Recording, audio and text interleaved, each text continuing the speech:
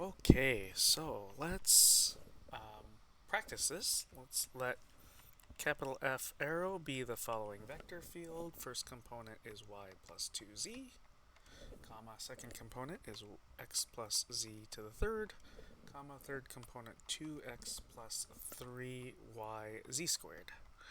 We'll take that vector field and find the curl of the vector field. Yep, curl of f. Okay, so curl of f. Easiest to remember that this is, gradient symbol, cross product the vector field. And so this will set up as a 3 by 3 determinant. Let's actually put some space between the I, j, and k. Just anticipate this determinant of matrix is going to take up some room to write, just looking at how big that is, how wide this will get written. Partial derivative with respect to x, partial derivative with respect to y, partial derivative with respect to z. And we'll put here y plus 2z, and the next component x plus z cubed, and last component here 2x plus 3yz squared. Should have probably left even a little more room. That'll work though. Okay, in computing this, we should have I times the 2 by 2 determinant here. So let's see, we've got partial derivative with respect to y of 2x plus 3yz squared. We'll just end up with 3z squared for that, minus partial derivative with respect to z of x plus z cubed, and that will end up being 3z squared. Then there's a minus vector j. We're looking at those parts, and we got partial derivative with respect to x of 2x plus 3yz squared, so that'll just end up being 2, minus partial derivative with respect to z of y plus 2z, that'll end up also being 2, plus k times the vector, plus the vector k times this 2 by 2 determinant here. So let's see, we've got partial derivative with respect to x of x plus z cubed, which will be 1, and then minus partial derivative with respect to y of y plus 2z, which will also be 1.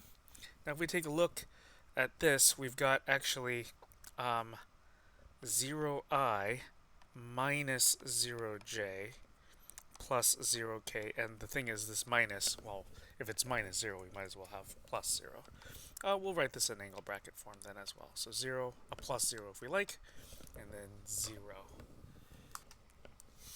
Now, perhaps the fact that we got just the vector 0 instead of, we could have gotten x's, y's, and z's or whatever inside this vector, but we just got literally the constant vector, the 0 vector, is a little odd perhaps, or surprising.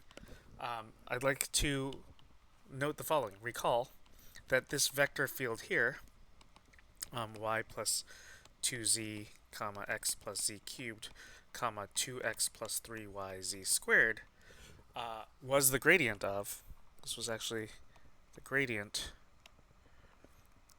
of f of x comma y comma z equals the scalar function, or the scalar field, xy plus 2xz plus y times z cubed. This was what we started with at the beginning. So at the beginning of the day, in the previous part, there was this function here. We took the gradient and got this. So this thing right here was what we just took the curl of right down here. Right? We were asked to take the curl of this. So this phenomenon actually happens in general. So there's a theorem. We're not going to prove it. We just saw an example of it at play, and it looks like this. So for all scalar fields, or for all functions which output a scalar and have inputs, multiple inputs, so x and y, or x, y, and z, for any function of this kind, if you take that function f and you take its gradient, which is now a vector field, and then you take that vector field and you take the curl of it, like we just did here. We took the curl of something that was a gradient of something else. Then you're actually going to get that this is just always going to equal the 0 vector. So in general, you can get a vector field out of this, but specifically this is just the really boring vector field.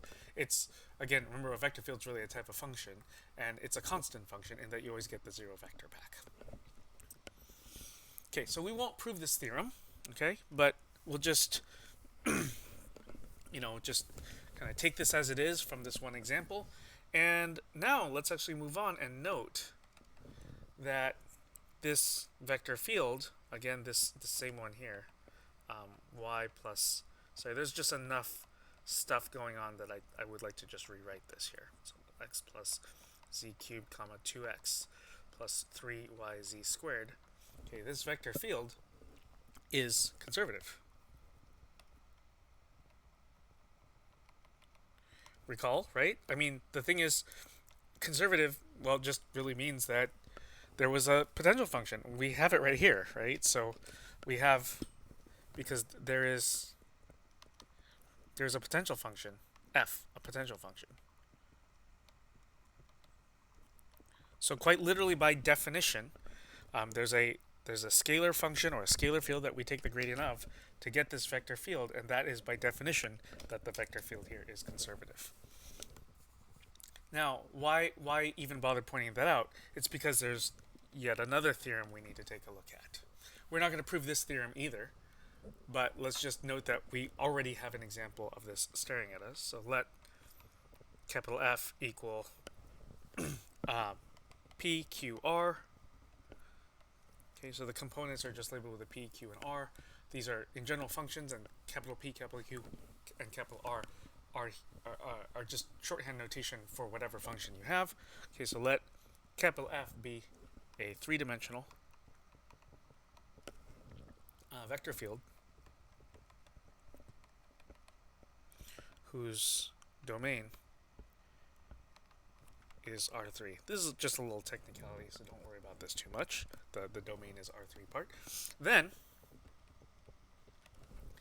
the vector field F is conservative if and only if the curl of this vector field is the real boring vector field where you always just get 0. So let's practice this theorem by looking at the following two examples. So first of all, again, apologies for rewriting, but I think there's just enough capital F's floating around that this would be a good idea to do. So the vector field y plus 2z, comma x plus z cubed, comma 2x plus 3yz squared is conservative. I mean, we already set it up here, but I'd like to apply the theorem, is conservative since the curl of this vector field is, in fact, just constantly always the 0 vector. As another example, the vector field, first component 2x plus yz, comma, second component xy squared plus z cubed, comma, third component x to the fourth yz is not conservative, since for this vector field, if you take the curl of it, curl of this vector field, you do not get the 0 vector. How do we know? Let's go back and look. We actually took this vector field and computed the curl of it. Let's just scroll back up to notice this. Here it is right here. We took that vector field right here. We found the curl of it, and we ended up getting this vector field. This right here is not just always the 0 vector. It's a vector, but just not the 0 vector, right? Maybe for certain values of x, y, z, you might get lucky and get 0, but that's not the point. We needed to get, like right here, how we got, after computing the curl, just always the 0 vector, and we didn't get that. Now, one last thing is in order for this portion is to talk about a connection to two-dimensional vector fields. Okay, so let's look at a two-dimensional vector field, meaning we'll have a capital F, and a two-dimensional vector field is going to have two input variables, x and y, and the output is going to be a vector with just two components. So P, Q, but let's actually right now, for emphasis, specify that P is P of xy, and capital Q is Q of xy. So there's no z's floating around in this at all. What we're going to do, though, is we're going to pretend, we're going to fake this a little bit and make this a three-dimensional vector field. We'll treat this as a three-dimensional vector field. Treat as if it's a three-dimensional vector field. Three-dimensional. So how do we do that? We'll just have f. We just call it f out of being short, but if we really want to, we could say f of x comma y comma z. And the first component's the same, and the second component is the same. So p of x comma y, then comma q of x comma y, and the third component, well, quite naturally here, right, should just be the scalar 0. So there's a scalar, there's a scalar, there's a scalar. You might say, shouldn't we include enough z here and there? But I just want to emphasize that we're just copying the p and q that were there. So z's were never mentioned. The only place that z is mentioned is here. We're just allowing z to be an input variable, but not doing anything with it really. So you'll see from just the fact that there's no z's in right here, the value of the vector field, or whatever output you get, is not actually affected by the z input at all. So great, we have right here a vector field where the first component, second component, third component all don't actually mention z at all. But let's compute the curl. So we needed a three-dimensional vector field because you can only compute cross product of three-dimensional vectors. So that's why we needed a 0 here in order to pull this off. So we've got here I, j, k. We've got partial derivative with respect to x, partial derivative with respect to y, partial derivative with respect to z, p, q, and, well, not r. I mean, I guess r, but in this case it's just 0. So we'll write that here. Now we'll compute this determinant. So I times, now we need partial derivative with respect to y of 0. Well, when you differentiate 0, it doesn't matter what variable with respect to, you're just going to get 0. Partial derivative of q with respect to z. Now q, we see even back here, doesn't mention z. Q is just a function of x and y. So when you differentiate q with respect to z, you're just going to get 0. You just have 0 here. Okay, minus j times. Now we need to look at this part and that part, right? So partial derivative with respect to x of 0. We'll get 0 for that when differentiating 0. We also have minus then partial derivative with respect to z of p. P does not mention z. So if p's there's no z's in there. When you differentiate with respect to z, you're going to get 0.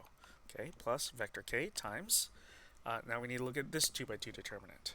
So partial derivative of q with respect to x minus partial derivative of p with respect to y.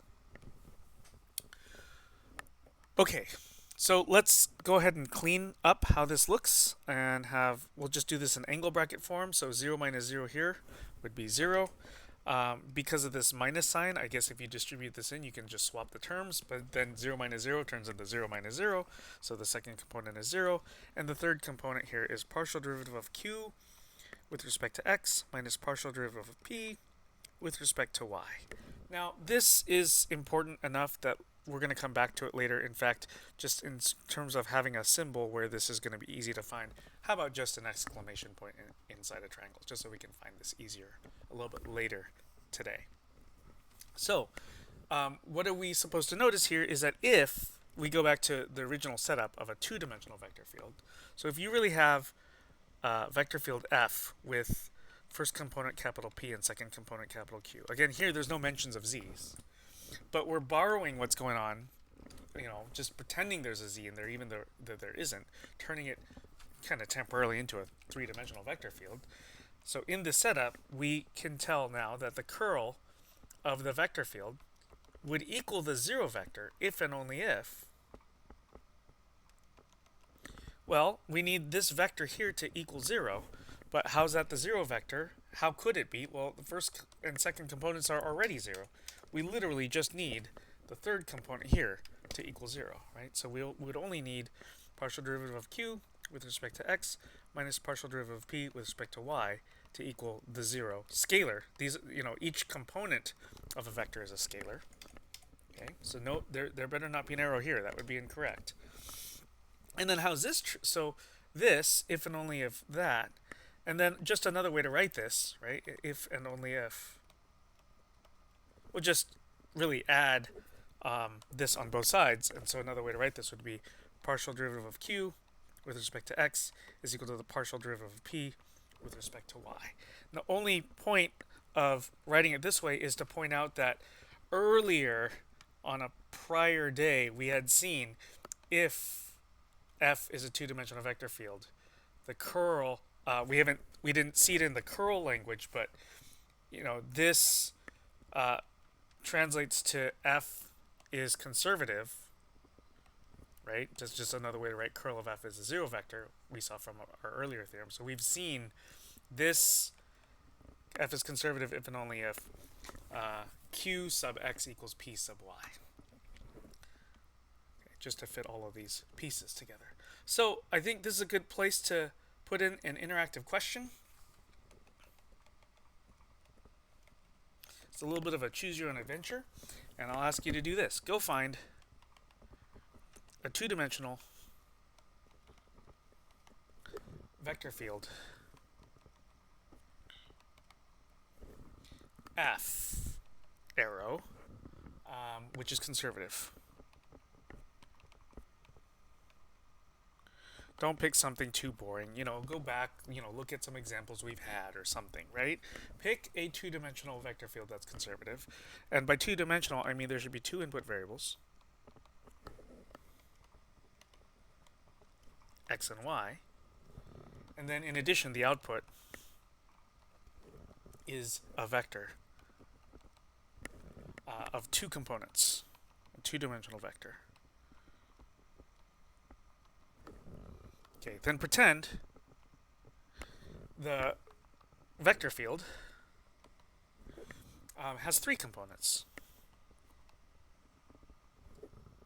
Right? All you have to do is just make the third component a zero. And then verify that the curl of the vector field is the zero vector.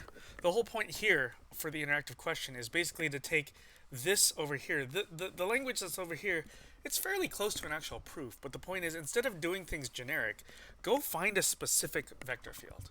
Go basically explore, and I want you to discover this stuff over here as being true without worrying about the generalities. Go actually do it, right? Go pick an example two-dimensional vector field which is conservative, and I want you to discover the process that's going on here.